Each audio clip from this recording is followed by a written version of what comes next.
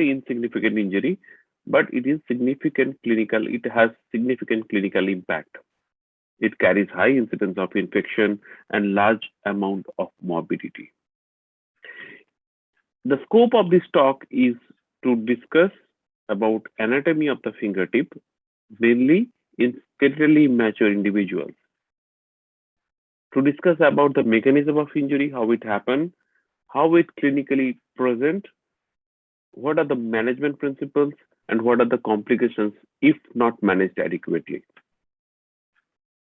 So when we are talking about anatomy, to visualize the fingertip is necessary to understand this Seymour fracture.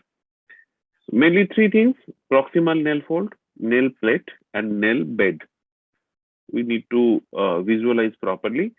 And also we have to remember the fact that in skeletally immature individual, when there is an open physis, the terminal tendon attach into the epiphysis, and FDP, the flexor tendon, attach more distally below the epiphysis, distal to the epiphysis and metaphysis.